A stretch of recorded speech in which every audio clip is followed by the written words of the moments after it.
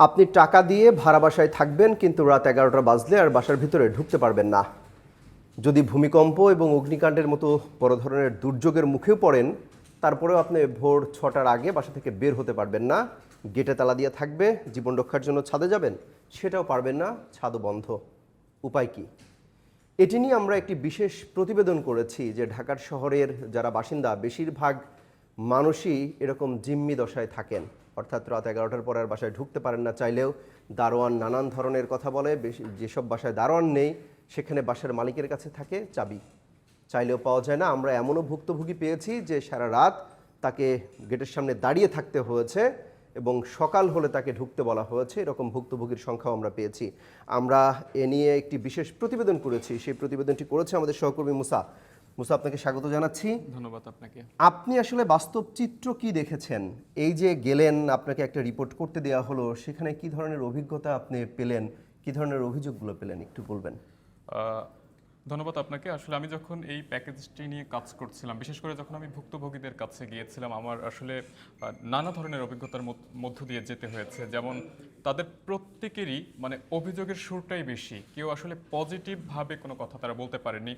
যেমনটি আপনিও বলছিলেন যে আমার প্রতিবেদনেও তুলে এসেছে সেটি, যে একজন ভদ্রলোককে পুরো সারা রাত বাসার নিচে কাটিয়ে দিতে হয়েছে, অর্থাৎ তারই আপন বিছানা, সেখানে সে যেতে পারছে না, তাকে হচ্ছে একটা ব্যারিয়ারের মধ্যে থাকতে হয়েছে। তার সাথে আমি যখন কথা বললাম, তিনি কথা বলতে গিয়ে অনেকটা আবেগ আপ্লুত হয়ে পড়েছেন যে আমি একটা স্বাধীন দেশে থাকি, কিন্তু হচ্ছে আমি আসলে স্বাধীনতা ভোগ করতে পারছি না, আমি বোঝাতেও পারছি না যে আসলে আমি উপর থেকে স্বাধীন, কিন্তু আমার ভেতরে পরাধীনতা, আমাকে পদে পদে আটকে রাখা হচ্ছে। তাও কোথায়, আমি যেই বাসাতে আমার নিজের টাকা দিয়ে, কষ্টের উপার্জনের টাকা দিয়ে ভাড়া থাকছি, সেখানে আমাকে ঢুকতে দেওয়া হয়নি। আমি যখন তাকে জানালাম যে আমি আসলে একটু লেট হয়ে গেছে, আমাকে একটু বাসায় ঢুকতে দেন, সে আমাকে বললো আপনি সকাল পর্যন্ত ওয়েট করেন, সকালে এমনিতেই গেট খুলে দেওয়া হবে। তো তখন রাত, তিনি বললেন যে 1টা বেজে গেছে। তো এই সময়টা থেকে সকাল 6টা বা 6টা 30 অবধি একটা জায়গাতে বাহিরে বসে থাকাটা যে কেমন একটা পরিস্থিতি, এটা আসলে উনি আমাকে সর্বোচ্চভাবে বোঝানোর চেষ্টা করেছেন। এরপরে আমি আরও বেশ কয়েকজন ভুক্তভোগীদের সাথে কথা বলেছি, তারাও একই রকম। তারা বলছিলেন যে আসলে 11টা 30-এর ভিতরে আসতে হবে। যারা হচ্ছে জব করে থাকেন, কর্মজীবী যারা আছেন, তারা আসলে এই নির্ধারিত সময়ে প্রতিদিন আসতে পারেন না। আবার হচ্ছে ছোট কিছু, মানে আমরা যেমনটা বলে থাকি যে পান থেকে চুন খসলেই যেরকম তাদেরকে জবাবদিহির মুখে পড়তে হয়, তাদেরকেও সেরকমটা করতে হচ্ছে। মানে কোনো কিছু হয়েছে, তার গ্যাস বন্ধ করে দেওয়া হচ্ছে, কোনো কিছু হয়েছে, পানির লাইন বন্ধ করে দেওয়া হচ্ছে, কিংবা ভাড়া দিতে দেরি হয়েছে, তাকে পরের মাসেই নোটিশ দিয়ে দেওয়া হচ্ছে যে আপনি বাসা ছেড়ে দেন। মানে কোনো ধরনের কথা বলার বা তার সাথে ডিসকাশন করার মতো কোনো ওয়ে রাখেন না। আমরা এই মানে যে বিচিত্রময় যে অভিজ্ঞতাগুলো, মানে আমি আসলে খুবই নিজে থেকে আপসেট। অনেক সময় আমার নিজের সাথেও মিলে গিয়েছে, আমাকেও এরকম ছোটোখাটো অভিজ্ঞতার মধ্যে দিয়ে যেতে হয়েছে, কিন্তু তাদের কথাগুলো শুনে মনে হয়েছে যে আসলে আমরা যেই ঢাকাতে যে বাসাগুলোতে থাকি, এটা আসলে বাসা না, মনে হচ্ছে যে একটা কারাগার। মানে সবাই দেখতে পাচ্ছে আমি একটা বাসার ভিতরে আছি, কিন্তু বাস্তবে যারা এই বাসাগুলো ভাড়া নিয়ে থাকতেছেন, তাদের কাছে মনে হচ্ছে তারা একটা কারাগারের ভিতরে আছে। এইরকম কি কোনো অভিজ্ঞতার কথা শুনতে পেয়েছেন যে তার খুব ইমার্জেন্সি, তাকে বের হয়ে যেতে হবে, কোনো সহকর্মী অথবা আত্মীয় স্বজন কারোর দুর্ঘটনার কথা শুনেছেন বা হসপিটালের কথা শুনেছেন, কিন্তু যেতে পারছে না, এই বাসা আটকানো, এরকম কোনো অভিজ্ঞতা পেয়েছেন কিনা? যে আমার কাছে এরকম অভিজ্ঞতা দুজন হয়েছে, আমাদের প্যাকেজের ভিতরেই আছে, যেখানে একজন বলেছেন যে হঠাৎ করে তারা দুই বন্ধু একসাথে থাকতেন, একজন দুর্ঘটনার শিকার হয়েছেন রাত 1টা বা 2টা নাগাদ এই সময়টাতে। তো তাকে যখন ইমার্জেন্সি জানিয়েছেন, যেহেতু এখানে বেশিরভাগ সময় ব্যাচেলররা বেশি থাকেন, তো তাদের আত্মীয় স্বজন কিংবা হচ্ছে তাদের বাবা মায়েরা কিন্তু গ্রামে থাকে, তো তাদের ওই যে মানে হঠাৎ যে ঘটনাগুলো হয়, ঘটনা যাই হোক না কেন, তাদেরকে সহযোগিতা করার মতো তাদের ব্যাচমেট, ক্লাসমেট কিংবা বন্ধু যারা থাকে তারাই করে থাকে। তো উনি বিপদে পড়ার পরপরই আর কি তাকে ফোন দেওয়া হয়েছে তার যে বন্ধু ছিল তার কাছে। তো তখন রাত 2:30টার মতো বেজে গিয়েছে। উনি হচ্ছে যেমনটি জানালেন যে তিনি মালিকের কাছে গিয়েছেন, বাসা মালিকের কাছে, যে তাকে ইমার্জেন্সি যেতে হবে, কারণ ওই মুহূর্তে তাকে হেল্প করার মতো কেউ নেই। কিন্তু তার মালিক যেমনটি জানিয়েছে যে কোনোভাবেই এখন যাওয়া সম্ভব না, তাকেই কেন যেতে হবে, সে সকাল হলেই কেন যেতে পারবে না।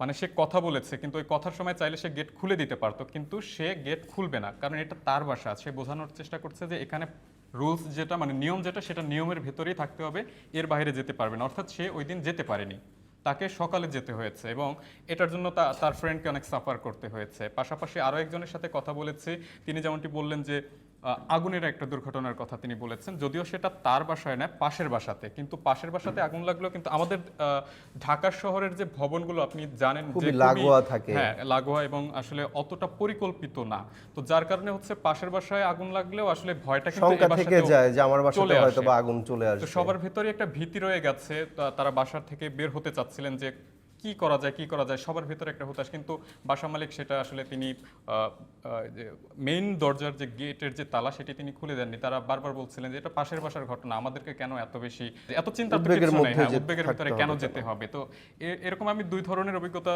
শুনেছি। এর বাইরেও ছোটখাটো ব্যাপারগুলো হয়েছে, কিন্তু সবার ক্ষেত্রেই সেম, যে বাসা মালিকরা নিয়মের বাইরে যেতেই চান না, কিন্তু এটা আসলে কেমন ধরনের নিয়ম সেটিও আসলে তারা খুব স্পেসিফিক বলতে আচ্ছা, পারছেন না। আরেকটা জানতে চাই যে কোনো বাসা মালিকের সাথে কি আপনি কথা বলেছিলেন যে তাদের ব্যাখ্যাটা আসলে কি, কেন রাত 11টায় বন্ধ করে দেওয়া হয়?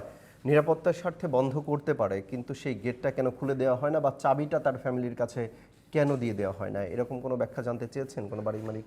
আমার সাথে বেশ কয়েকজন বাসা মালিকের সাথে কথা হয়েছে, বিশেষ করে যাদের নিয়ে অভিযোগ ছিল এরকমও দু একজনের কাছে গিয়েছি। যখন তারা প্রসঙ্গটা শুনতে পান যে এই বিষয় নিয়ে আমরা কথা বলতে চাই, তখন তারা পুরোপুরি এড়িয়ে যান। কেউ হচ্ছে এই বিষয়ে কথাই বলেন না, আবার কেউ হচ্ছে একদমই উঠে চলে যান। অর্থাৎ যারা অভিযুক্ত তারা এই বিষয়টা নিয়ে কথা বলতে রাজি না। তারা বোঝাতে চান এটা আমার বাসা, আমি যেভাবে বলবো সেভাবেই চলবে, এটা নিয়ে আসলে কেন কথা হবে।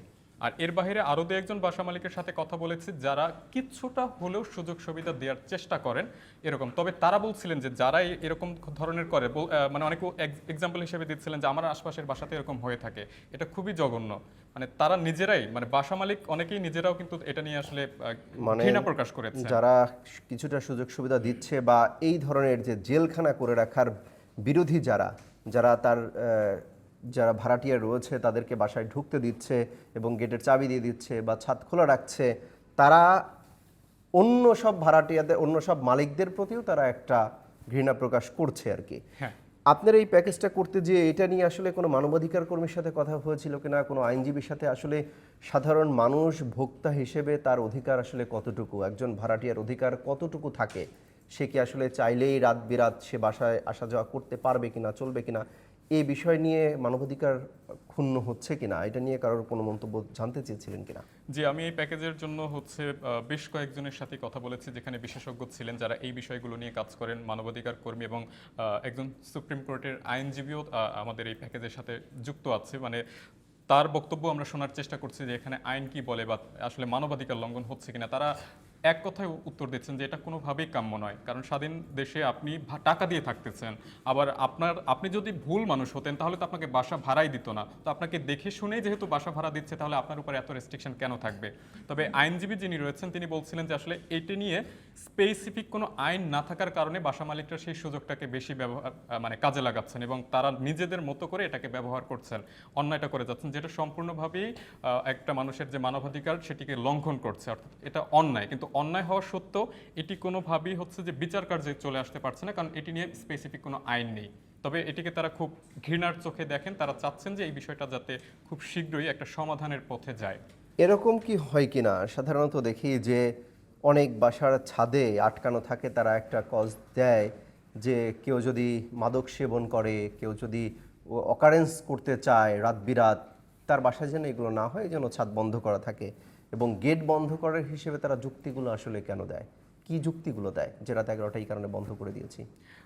বিশেষ করে দারোয়ানরা যেমনটা বলে যে নিরাপত্তার স্বার্থে তারা গেট বন্ধ রাখে, কিন্তু যেহেতু নিরাপত্তার কথা আসতেছে, নিরাপত্তার জন্য তো দারোয়ান রাখা হচ্ছে। যে বাসাতে দারোয়ান নেই সেটা না হয় আমরা একটু আলাদা চোখে দেখলাম, কিন্তু বেশিরভাগ বাসাতে দারোয়ান আছে, তারা বলছে নিরাপত্তার স্বার্থে। আসলে নিরাপত্তার স্বার্থটা কোন জায়গাতে তারা আসলে স্পেসিফিক বলতে পারছেন না। বলছেন যে এই রাতে এই সময় কেউ অপরিচিত আসতে পারে। তো অপরিচিত যদি আসে সেটা তো দিনে রাতে যে কোনো মুহূর্তেই আসতে পারে, সেটা তো আপনারা তাদেরকে অবশ্যই পরিচয় নিশ্চিত হয়ে তারপরে যেতে পারবেন। কিন্তু যারা ভাড়া থাকে তাদের ক্ষেত্রে আসলে এমনটা কেমন? তো এইটা প্রশ্ন যখন আমি তাদেরকে করেছি, তারা এটার কোনো স্পেসিফিক উত্তর দিতে পারছেন না। যেমন দারোয়ানরা বলছেন এটা মালিকের সিদ্ধান্ত, এখানে আমাদের কিছু বলার নেই। আবার মালিক যারা আছেন তারা মনে করছেন যে মানে একই উত্তর, যে এটা নিরাপত্তার স্বার্থে করে মানে আমরা করেছি, কোনো ব্যাখ্যা নেই। হ্যাঁ, বিশেষ ব্যাখ্যা নেই। করে আপনার যদি দারোয়ান থাকে, সে তো রাত দারোয়ান কেন রাখা হয়েছে?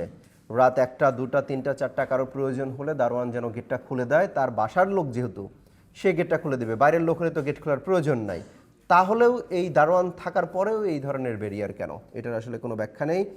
দর্শক, আমরা যেমনটা শুনছিলাম আমাদের সহকর্মী আবু সালেম মুসা, তিনি এটি নিয়ে কাজ করেছেন যে ঢাকার শহরের যারা ভাড়াটিয়া রয়েছেন তাদের যে দুর্দশা এবং মালিকদের এক প্রকার যে ডোমিনেট করার যে চিন্তা ভাবনা, এটা কেন?